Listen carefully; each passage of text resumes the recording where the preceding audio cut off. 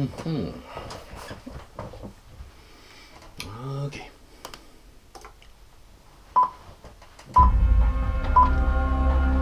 Which places would you like to visit on your vacation? Some people spend their entire vacation on the beach. Some might go to a mouse-related theme park. But how about a visit to an Air Force base? In this video I present to you a different destination, a place where men are real men, women are real women, and little green bug-eyed monsters from Alpha Centauri are nowhere to be found. But first, incoming intro, 12 o'clock.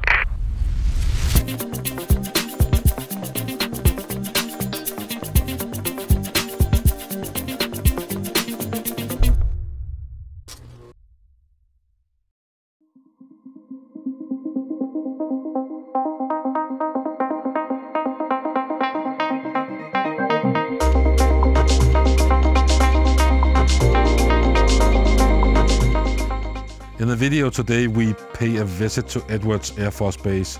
Now actually this was a few years ago and I've been wanting to make this video for some time, but I didn't really know how to go about it since I wasn't allowed to bring my cameras and other gadgets, so I was short on footage. Well, I guess I could just play a game while talking over it, but it seems to be all the rage these days, but no, perhaps not. I guess the first question would be, why would you want to go there? Well, the Edwards Air Force Base have a long and interesting history. It is home to the Air Force Flight Test Center and the Test Pilot School. It is named after Captain Glenn Edwards, who died in a crash in 1948. If you have seen the movie or perhaps read the book The Right Stuff, you should be familiar with the base already. As much of it takes place on and around the base. NASA's Armstrong Flight Research Center are also located there, and it was one of the possible landing sites for the space shuttle while that was still in service. So this is really just a short summary. It could take hours to go through the entire history of the base, and I mean that is basically why you could go on a half-a-day tour there to get some of this information. So I'll give a few hints about how our tour went. We started early in the morning, driving from Lancaster.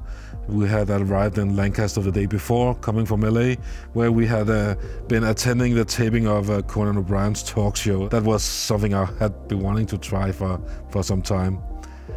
We had received an email from them with very specific instructions on where to meet up, what to bring, and an extensive list of what not to bring. We parked the car at the parking lot outside, took a few pictures, and while we were waiting to get picked up by the bus, a B-2 took off over our heads. The bus went around the base with a few drop-off points. One were the museum that held a lot of interesting exhibits and old planes outside. Inside the museum, retired personnel told stories about the base as well as their personal experiences, which made it even more interesting. Another drop-off point were a hangar that at one point used to house a SR-71 Blackbird, but now it was used to prepare and restore old aircrafts for museum duty. At the time of our visit, a F-117 was being prepared for museum, and it was kind of fun and interesting to walk around it in the hangar like you would in a garage with old cars. While driving around in the bus, we got more interesting information and personal anecdotes from the guides as well. It would take hours to go through everything that we saw and heard and learned, but a few mentions could be that we saw the new F-55 fighter jet with a lot of wires and test equipment attached, and we saw an old F-16 from my own home country, Denmark, getting fueled and ready for takeoff. If you want to go on a tour there yourself, you should check out their website and see if you can find any dates that fit your schedule. When we booked our tour, they had one or perhaps 2 tours a month. We provided our email address, passport information and so forth, and later on we received the email with confirmation and clearance and the instructions on what to do. So I'll leave the link in the description. It is valid at least at this time where I made the video. And yeah, I guess that is all for today. Until next time, have fun on the interwebs.